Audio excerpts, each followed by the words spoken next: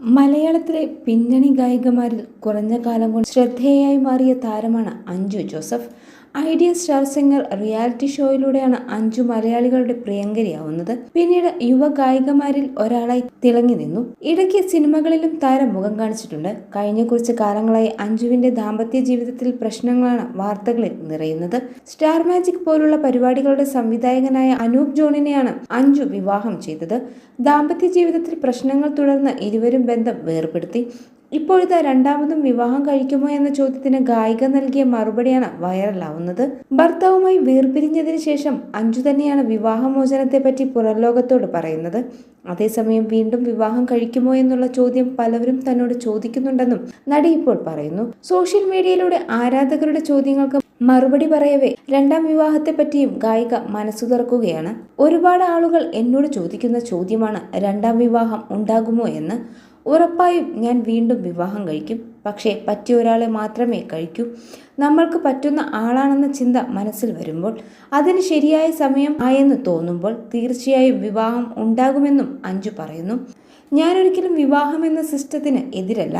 വിവാഹത്തെ അംഗീകരിക്കുന്ന ആളാണ് ഞാൻ. അതുകൊണ്ട് തന്നെ ഉറപ്പായും എൻ്റെ ജീവിതത്തിൽ വീണ്ടും വിവാഹം ഉണ്ടാകുമെന്നാണ് അഞ്ജുവിൻ്റെ മറുപടി. അതേസമയം അഞ്ജു വിവാഹമോചനത്തെക്കുറിച്ച് മുൻപ് പറഞ്ഞ വാക്കുകൾ ഇങ്ങനെയാണ്: എല്ലാ റിലേഷൻഷിപ്പും അവസാനിക്കുമ്പോൾ വേദനയുണ്ടാകും.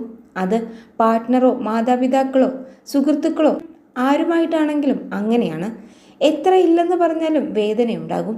അതിൽ നിന്ന് പുറത്തു കിടക്കാൻ വളരെ ബുദ്ധിമുട്ടാണ്. ഒരുമിച്ച് ജീവിക്കാനാണ് വിഷമം.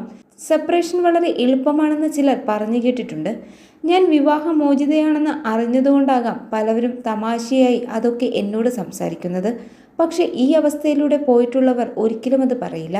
ഡിവോഴ്സ് ആയാൽ അത് രണ്ടുപേരെയും എഫക്റ്റ് ചെയ്യുമെന്ന് അഞ്ജു പറഞ്ഞു. ഗുഡ് ഗേൾ സിൻഡ്രം ഉള്ളതുകൊണ്ട് വിവാഹമോചനം എന്ന തീരുമാനത്തിലേക്ക് താൻ എത്താൻ സമയമെടുത്തു. തൻ്റെ ഇമേജ് ബ്രേക്ക് ചെയ്യരുതെന്ന് ഉണ്ടായിരുന്നു.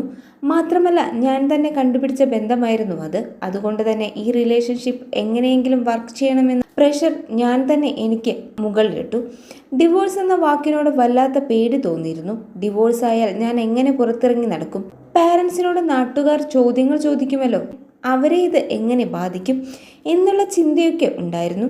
അതെല്ലാം മറികടന്നാണ് താനിപ്പോൾ ഡിവോഴ്സിലേക്ക് എത്തിയതെന്നും മുൻപ് അഭിമുഖത്തിൽ അഞ്ജു വ്യക്തമാക്കിയിരുന്നു.